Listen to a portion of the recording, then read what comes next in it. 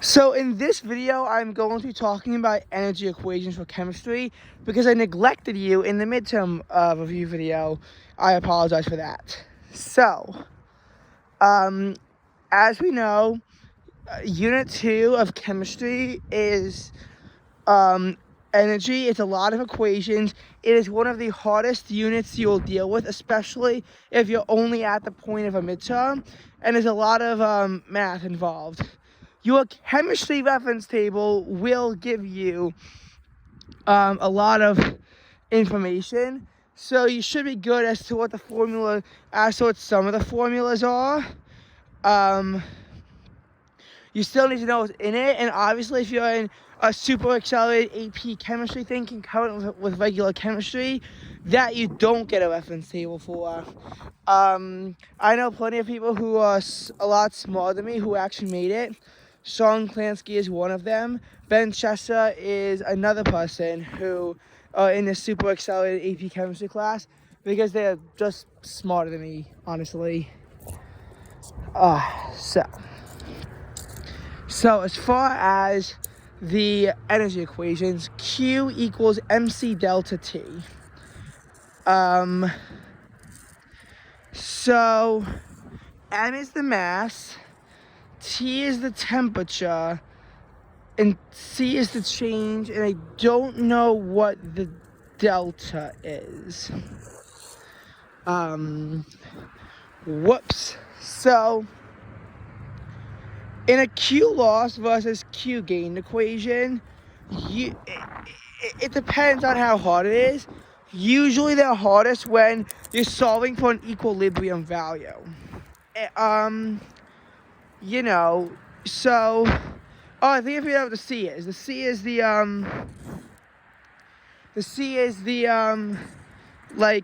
rate of something. So if you're changing phases, you need to factor in like heat of fusion, heat of vaporization kind of stuff. So for water, for example, the heat of fusion is 4.18 joules per gram. Water has a heat of fusion of 334 joules per gram. 2260 joules per gram. Yeah, that's the heat of vaporization. So that's how much you need to melt and boil water, and it's negative for the inverse direction. Yes, in chemistry honors we do negatives. In baby earth science, you do not use negatives. But once you're in the up leagues, you need to use negatives in chemistry. So for Q gain versus Q lost, you have so X is your undefined variable. So let's say that and I'm not going to actually solve this, but we're going to talk about the setup. Let's say that you have a piece of zinc at 90 degrees Celsius, and you're putting into water that is 5 degrees Celsius. Let's say the zinc is 10 grams. The water is let's just say 15 grams. And the thing is that when you factor in the when you factor in this is a chemistry equation where we can use Celsius. We don't have to use Kelvin. Actually, I think we're supposed to use degrees Celsius for this chemistry equation. Later on, you will need to know Kelvin, but for this, you use Celsius. You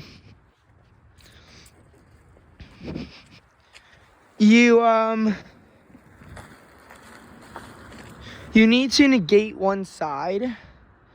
You need to negate one side of the equation in this case. So that this way, if you don't negate it, the x's will wind up canceling out, and you would have done all that work for nothing. So you negate one side. So how does the setup go? So if you have the 90 degrees Celsius, and by the way, we're going to assume that all numbers I mention are to 3 significant figures.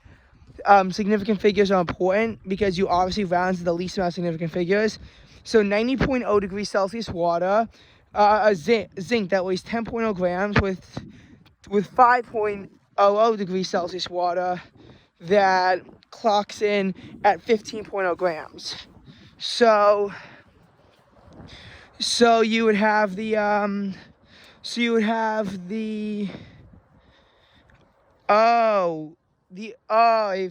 so the specific heat. Okay, well, I know water is 4.18. I don't know what zinc is, but it might be 0.387. If it's water, you have to look at your chem reference table. If it isn't water, this will be provided to you. So I don't think 0.387 is right, but I heard it somewhere. And you know what? Let's just not even assume it's zinc. Let's assume that that's something that has a specific heat of 0.387 joules per gram. I don't think that that's how it is. I don't think that's how the 0.387 works. And yes, I know that in theory something would not be 10 and 15 grams. It's not that light. I'm just using this for argument's sake, and we're not even solving it. I just want to show you the setup. So if you're going to argue with me on technicalities of the problem, you can go screw off. But if you hear that, but if you want to criticize something that I say that relates to the math, feel free to do so in the comment section below. But do not criticize the techniques of this. So you have 0.387 times 90.0 minus, wait, actually, hang on. I think it's x minus, I think it's TF minus T. So final minus initial. So yeah, 0.387 times x minus 90 times 10, and I have to equal 4.18 times x minus 5 times 15.0. So you negate one side of the equation, and then you solve from there. You solve to get x, you round to 3 significant figures. Q equals mc delta T. You're going to know 3 of them. You need to find out the missing variable. So it's the initial temperature, final temperature, heat of fusion, or mass. And you'll be given 3 of them, or you'll be able to find out 3 of them. Fourth one you gotta solve for. It's actually pretty heavily algebraically based. So I would recommend being strong in algebra. You know, if there's some algebra midterm set review that you could do that actually correlates to chem, that would be perfect to study. It really would be. But this is like kind of how you would solve a one of these types of problems.